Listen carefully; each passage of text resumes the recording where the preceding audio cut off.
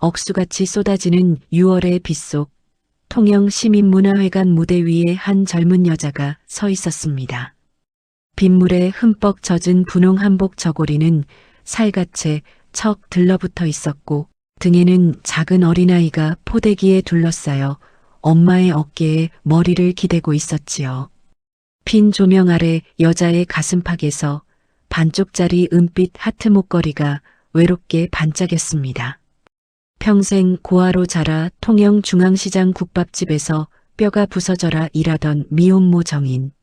3년 전 통영 앞바다에서 예비 신랑을 잃고 늙은 시어머니와 어린 핏줄을 홀로 건사하던 그녀가 마침내 결승 무대에 오른 것입니다. 그런데 그 순간 무대 뒤편 철문이 쾅 하고 거칠게 열리며 빗물에 흠뻑 젖은 한 남자가 짐승처럼 울부짖으며 무대 위로 뛰어들었어요. 정인아, 정인아. 과연 그 남자의 정체는 무엇일까요? 그리고 그의 가슴팍에서 꺼내든 또 다른 반쪽짜리 은목걸이는 정인의 운명을 어떻게 뒤바꿔 놓을까요? 뿌린 대로 거두고 베푼 만큼 돌아온다는 옛 어른들의 말씀이 있지요. 모진 비바람 앞에서도 선한 마음을 잃지 않는다면 하늘은 반드시 그 길을 열어준다는 따뜻한 이야기입니다. 오늘의 이야기가 기대되신다면 구독과 좋아요, 알림 설정, 그리고 듣는 곳을 댓글로 남겨주시면 채널 운영에 큰 도움이 됩니다. 그럼 이야기 시작합니다. 연분홍 작약이 흐드러지게 피어나고 실록이 짙어가는 5월의 눈부신 늦봄이었습니다. 통영 앞바다에서 불어오는 짭조름한 바람이 시장 골목 깊숙이 파고들었고 좌판마다 펄떡이는 도다리와 갓 삶은 멍게 향이 코끝을 알싸하게 적셨습니다. 세상은 온통 싱그러운 초록으로 물들어가고 있었지만 통영 중앙시장 후미진 골목 끝 작은 국밥집에서 하루 12시간씩 고무장갑을 끼고 설거지를 하는 만 28살 정인의 삶은 뼛속까지 시린 한겨울이었습니다. 정인의 손등은 마치 가뭄에 갈라진 논바닥 같았어요. 새빨갛게 트고 갈라진 손가락 마디마디에는 굳은 살이 박혀 거친 사포처럼 까슬했고 손톱 밑은 시뻘건 고춧가루 물이 빠지지 않아 늘 얼룩져 있었습니다. 양은 들통에서 펄펄 끓어오르는 시락국의 뽀얀 김이 그녀의 이마에 송골송골 맺힌 땀과 뒤섞여 흘러내렸지요. 정인은 손목으로 이마를 훔치며 한숨을 길게 내쉬었습니다. 정인아, 12번 테이블 국밥 2그릇 더 말아라. 빨리 좀 움직여. 네, 사장님. 금방 갑니다. 평생을 고아로 자란 정인이었습니다. 갓난쟁이 시절 보육원 문 앞에 헌 담요 한 장에 쌓여 버려졌고 만 18배 시설을 나온 뒤로는 식당 보조, 공장, 미싱사, 모텔 청소 같은 험한 일이라면 안 해본 것이 없었어요. 그렇게 모진 세월을 견디다 만 24살 봄에 만난 사내가 건우였지요. 무뚝뚝하지만 속이 깊었던 그 사람은 정인에게 처음으로 가족이라는 따뜻한 단어를 가르쳐준 사람이었습니다. 그러나 3년 전 6월 만 25의 나이로 정인은 식도 올리지 못한 예비 신랑을 통영 앞바다에 영영 묻어야 했습니다. 장례를 치르고 실신에 실려간 병원에서야 정인은 자신의 뱃속에 주차 생명이 자라고 있다는 사실을 알게 되었습니다. 외아들을 잃고 통영 앞바다에 몸을 던지려던 시어머니, 말순의 바짓가랑이를 붙잡고 정인은 짐승처럼 울부짖었습니다. 어머니, 제 뱃속에 건우 오빠 핏줄이 숨쉬고 있어요.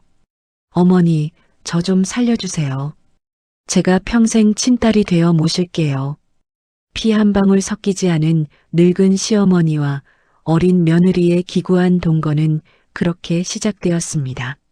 새벽 5시에 일어나 27개월 된 아들 보미의 미음을 끓이고 시어머니 말순의 약을 챙긴 뒤 시장으로 달려가는 하루. 정인의 등에는 늘 1,000톤짜리 돌덩이가 얹혀 있는 것 같았지만 그녀는 단 한 번도 보미 앞에서 눈물을 보이지 않았어요. 그러나 하늘은 야속했습니다. 2달 전부터 시어머니 말순이 부쩍 얼굴이 누렇게 뜨고 발목이 퉁퉁 부어오르더니 결국 급성 신부전증이라는 청천벽력 같은 진단을 받은 것입니다. 신장 이식과 장기 치료에 들어가는 비용은 무려 1억 원. 정인이 평생을 죽도록 모아도 만져볼 수 없는 까마득한 금액이었지요. 이정인 씨, 보호자분 며칠 안에 결정하셔야 합니다. 투석으로 버틸 수 있는 시간이 길지 않아요. 병원 복도에서 의사의 그 말을 들었을 때 정인은 다리에 힘이 풀려 차가운 대리석 바닥에 주저앉았습니다. 형광등 불빛이 윙윙 소리를 내며 머릿속을 헤집었고 소독약 냄새가 코를 찔러 속이 메스꺼웠습니다. 정인은 가슴팍을 더듬어 옷 속에 숨겨둔 반쪽짜리 은목걸이를 꽉 움켜쥐었어요. 차갑게 식어있던 은부치가 그녀의 체온을 빨아들이며 천천히 데워졌습니다. 한편 시장 골목으로 돌아온 정인은 그날도 변함없이 남의 일을 제 일처럼 했습니다. 시장 어귀에서 폐지를 줍는 꼬부랑 할머니의 수레가 오르막을 오르지 못해 끙끙대자 정인은 두말 없이 달려가 손잡이를 잡았습니다. 할머니, 제가 끌어드릴게요. 비켜보세요. 아이고, 세대가. 자네도 죽을 상이면서 뭘 또 도와주려고. 괜찮아요. 제 다리 아직 멀쩡합니다. 수레를 끌어올리는 정인의 종아리에 시퍼런 핏줄이 도드라졌어요. 옆 자판에 굴까는 아주머니가 손가락을 베어 피가 줄줄 흐르자 정인은 또 앞치마에서 반창고를 꺼내 야무지게 감아주었지요. 시장 사람들은 다들 한마디씩 했습니다. 저 세댁은 제 코가 석자인데도 남부터 챙긴다고요. 정인은 그저 멋쩍게 웃을 뿐이었어요. 가난해도 정만은 잃지 말자던 죽은 남편의 입버릇을 정인은 마음 깊이 새기고 살았으니까요. 그날 밤이었습니다. 정인이 단칸방으로 돌아오자 만 60대 초반의 시어머니 말순이 보미를 무릎에 앉히고 옛 이야기를 들려주고 있었습니다. 시어머니의 얼굴은 종이처럼 핏기가 없었지만 손주를 바라보는 눈빛만은 별처럼 반짝였지요. 정인은 부엌 한쪽에 쪼그려 앉아 식은 보리밥에 김치 한 조각을 얹어 입에 우겨 넣었습니다. 짠 김치 국물이 목구멍을 타고 내려갈 때 정인의 눈에서는 굵은 눈물이 뚝뚝 떨어져 양은 밥상 위로 흩어졌습니다. 엄마, 왜 울어? 엄마 어디 아파? 보미가 작은 손으로 정인의 뺨을 만졌습니다. 우유 냄새가 폴폴 나는 통통한 손이었어요. 정인은 얼른 눈물을 훔치며 보미를 끌어안았습니다. 아니야, 우리 보미. 엄마 안 아파. 하나도 안 아파. 어미야, 왜 또 굶고 들어왔니? 밥상 차려놨더구만. 어머니, 저 시장에서 다 먹고 왔어요. 어머니나 약 잘 챙겨 드세요. 거짓말이었습니다. 정인의 점심은 시장 좌판 아주머니가 건네준 식은 김밥 한 줄이 전부였지요. 시어머니 말수는 그런 며느리의 거짓말을 모를 리 없었지만 그저 입을 꾹 다물고 손주의 머리만 쓰다듬을 뿐이었습니다. 천장에 매달린 알전구가 깜빡이며 좁은 단칸방을 누런 빛으로 적셨고 벽지 곰팡이에서 풍기는 쿰쿰한 냄새가 코를 찔렀어요. 다음 날 새벽이었습니다. 정인이 시장으로 출근하던 길에 전봇대에 붙은 커다란 포스터 한 장이 그녀의 발길을 붙잡았습니다. 새벽 공기가 비릿한 갯내음을 실어오는 가운데 알록달록한 글씨가 안개 사이로 어른거렸지요. 전국 주부 트롯 가요제, 통영 특별 생방송, 우승 상금 1억 원.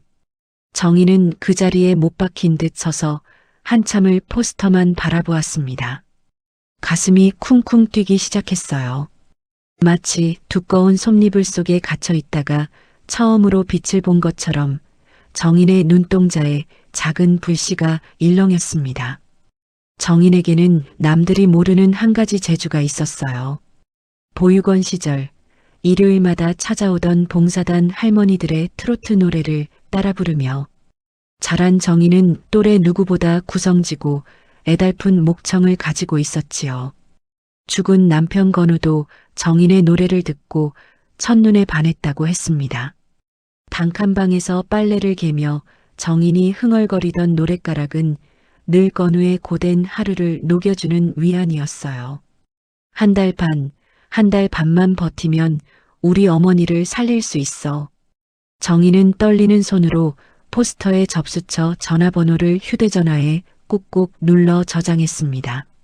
손가락 끝이 가늘게 떨렸지만 눈빛만은 그 어느 때보다 단단했지요. 시장통의 비린내가 진동하는 그 새벽, 정인은 처음으로 자기 자신을 위해서가 아니라 가족을 위해 무대에 설 용기를 냈습니다. 국밥집으로 돌아온 정인은 사장 앞에 앞치마를 가지런히 개어 놓았습니다. 사장님, 죄송한데요. 한 달 반만 시간을 좀 주세요.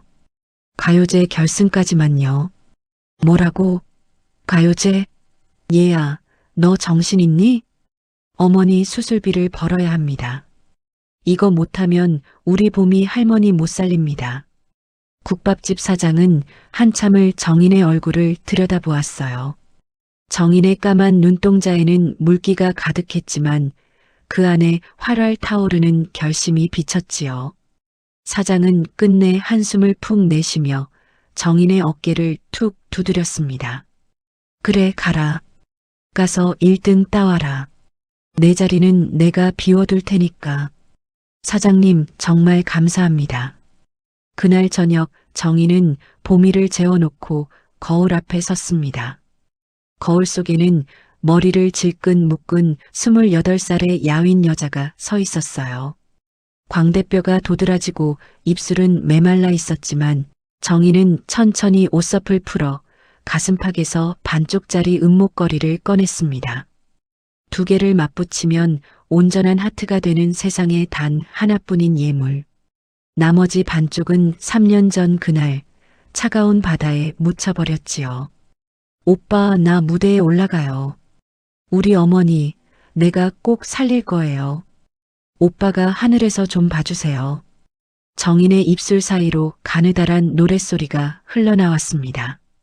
단칸방 창문 너머로 5월의 밤하늘이 지푸르게 펼쳐졌고 멀리 통영 앞바다에서는 등대불이 깜빡깜빡 그녀의 노래에 박자를 맞춰주고 있었어요. 정인의 가슴팍에 매달린 반쪽짜리 은빛 하트가 단칸방 알전구 불빛을 받아 작게 반짝였습니다. 마치 누군가의 응답을 기다리는 듯이 말이지요. 시간은 3년 전 6월로 거슬러 올라갑니다. 통영의 6월은 늘 변덕스러웠어요. 아침에는 햇살이 부서지듯 쏟아지다가도 오후가 되면 먹구름이 몰려와 바닷빛이 시퍼렇게 멍이 들곤 했지요. 동피랑 언덕 아래 비탈진 골목 끝 보증금 1,000만 원짜리 단칸방이 만 25 정인과 만 30살 건우의 신혼 보금자리였습니다. 식도 올리지 못한 채 시작한 살림이었지만 두 사람은 세상 그 누구보다 행복했습니다. 건우는 새벽이면 통영항 업한장에서 짐을 나르고 낮에는 택배 상하차 일을 했어요. 저녁이면 다시 오토바이를 끌고 야간 배달까지 뛰었지요. 그렇게 하루 16시간을 일해도 건우는 정인 앞에서만큼은 늘 환하게 웃었습니다. 작업복 어깨에는 늘 마른 소금기가 허옇게 배어 있었고 손바닥에는 노란 굳은 살이 잔뜩 박여 있었지만 정인의 손을 잡을 때만큼은 그 손이 세상에서 가장 따뜻한 솜잎을 같았어요. 정인아, 오빠가 우리 정인이 세상에서 제일 예쁜 하얀 웨딩드레스 꼭 입혀줄게. 오빠, 드레스는 무슨.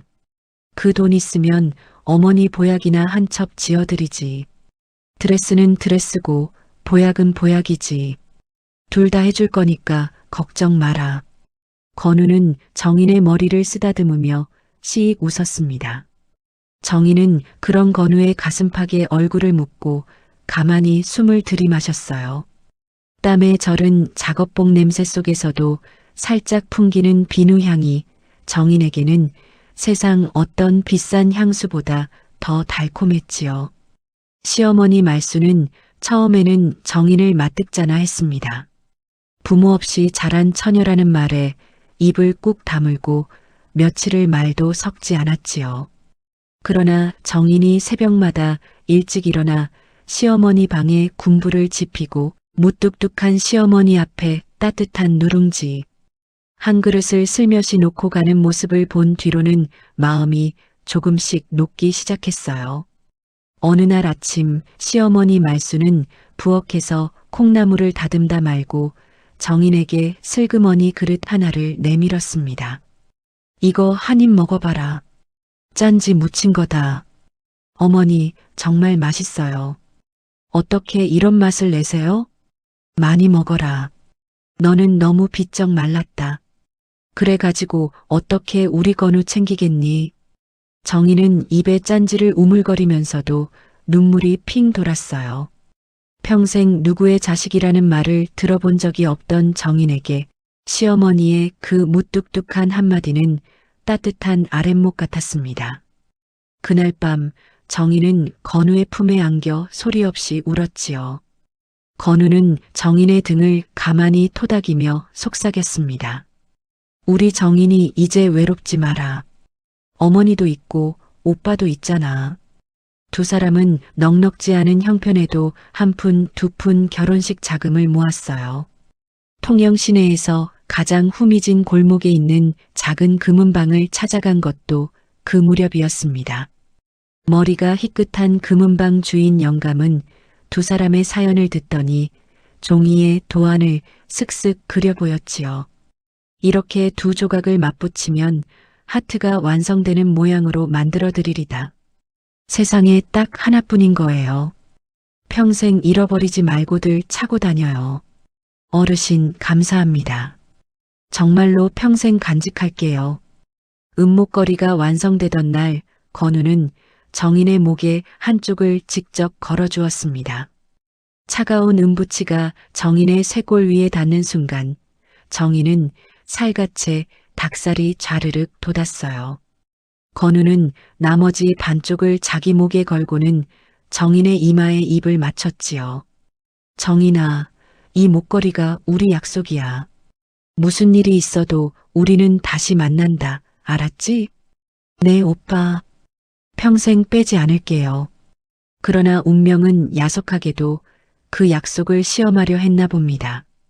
그해 6월 중순, 통영에는 이른 장마가 시작되었습니다. 하늘이 며칠째 잿빛 솜을 펼친 듯 흐렸고 통영 앞바다는 검푸른 멍이 든 것처럼 일렁였지요. 호우주의보가 내린 그날 밤 건우는 평소보다 1시간 일찍 저녁상을 물렸습니다. 오빠, 오늘은 그냥 쉬세요. 비가 너무 많이 와요. 안 돼. 해안도로 야간 배달은 수당이 2배야. 한 탕만 더 뛰면 우리 식장 잡을 돈이 모인다고. 오빠, 그래도 너무 위험해요. 길이 미끄러워서요. 걱정 마라. 오빠가 통영길은 눈 감고도 다닌다. 건우는 누렇게 빛바랜 우비를 걸치고 낡은 오토바이에 올랐어요. 정인은 골목 어귀까지 따라 나가 건우의 등을 한참 동안 바라보았습니다. 빗방울이 오토바이 헤드라이트 불빛에 부딪혀 은빛 화살처럼 튀어 올랐고 건우의 굽은 어깨 위로 빗물이 줄줄 흘러내렸지요. 그것이 정인이 본 건우의 마지막 뒷모습이 될 줄은 그때는 아무도 몰랐습니다. 새벽 1시가 지나도록 건우는 돌아오지 않았어요. 2시, 3시가 지나자 정인의 가슴은 천길 낭떠러지 아래로 떨어지는 것 같았습니다. 빗줄기는 점점 더 굵어져 양철 지붕을 두드리는 소리가 천둥처럼 울렸고 정인은 휴대전화를 부서져라 움켜쥐고 거실을 서성였지요. 시어머니 말순도 잠을 못 이루고 정인 옆에 앉아 마른 손을 비비며 한숨만 내쉬었습니다. 어미야, 우리 건우 어디서 비 피하고 있는 게야. 너무 걱정 마라. 네, 어머니. 그럴 거예요. 분명히 그럴 거예요. 그러나 새벽 5시 정인의 휴대전화에 모르는 번호로 전화가 걸려왔어요. 통영해양경찰서였습니다. 통영해안도로 12km 지점에서 큰 산사태가 발생했고 그 일대를 지나던 오토바이 한 대가 토사와 함께 벼랑 아래 바다로 휩쓸려 들어갔다는 청천벽력 같은 소식이었지요. 사고 현장에서 발견된 것은 찢겨진 누런 우비 조각과 부서진 헬멧 그리고 진흙탕에 반쯤 묻힌 낡은 배달 가방뿐이었습니다. 정신을 차렸을 때는 이미 통영 앞바다 방파제 위였습니다. 시어머니 말순이 바다에 뛰어들려는 것을 동네 사람들이 붙잡고 있었고 정인 자신도 비에 흠뻑 젖은 채 건우의 이름을 짐승처럼 부르짖고 있었지요. 오빠야, 오빠야. 거기서 뭐하고 있어? 빨리 나와. 나 여기 있다고 오빠야. 성난 파도는 시커먼 짐승의 아가리처럼 입을 벌리고 으르렁댔습니다. 비릿한 갯내음에 진흙 냄새가 뒤섞여 코를 찔렀고 정인의 입안에서는 짠 바닷물 같은 눈물이 멈출 줄 모르고 흘러내렸어요. 며칠 밤낮을 방파제를 헤매며 건우의 이름을 불렀지만 통영 앞바다는 끝내 건우를 돌려주지 않았습니다. 장례식장에서 정신을 잃고 쓰러진 정인이 병원에서 깨어났을 때 의사는 조심스럽게 말했어요. 임신 5주 차라고요. 정인은 핏기 없는 입술을 달싹이며 자신의 배에 가만히 손을 얹었습니다. 차갑게 식어가던 가슴 한구석에서 작은 심장 하나가 콩닥콩닥 뛰고 있다는 사실이 정인을 다시 일어서게 한 유일한 끈이었지요. 1년 뒤 시어머니 말순은 끝내 피눈물을 흘리며 아들의 실종 선고 절차를 밟아야 했습니다. 법원에서 받아든 종이 한 장이 외아들의 삶을 마침표 찍는 듯해서 말순은 그 자리에서 종이를 가슴에 품고 한참을 흐느꼈지요. 정인은 그런 시어머니의 등을 어루만지며 자신의 눈물도 함께 삼켰습니다. 어머니, 우리 보미가 있어요. 보미가 건우 오빠 대신이에요. 우리 보미 키우면서 살아요. 그래, 어미야. 우리 보미 보고 살자. 그래야지. 피 한 방울 섞이지 않은 두 여자는 그렇게 서로를 부둥켜 안고 통영 앞바다가 내려다 보이는 작은 단칸방에서 다시 일어섰습니다. 정인의 가슴팍에 매달린 반쪽짜리 은빛 하트는 그 후로도 매일같이 정인의 체온에 데워졌어요. 그러나 그 누구도 알지 못했습니다. 나머지 반쪽 은목걸이가 통영 앞바다에 영영 잠긴 것이 아니라 거가대교 너머 부산, 신앙 어느 사내의 가슴팍에서 똑같이 데워지고 있었다는 사실을요. 그 진실의 실타래는 아직 풀리지 않은 채 6월에 짙은 바닷바람에 천천히 흔들리고 있었습니다. 5월 중순부터 시작된 가요제 예선 무대는 통영뿐 아니라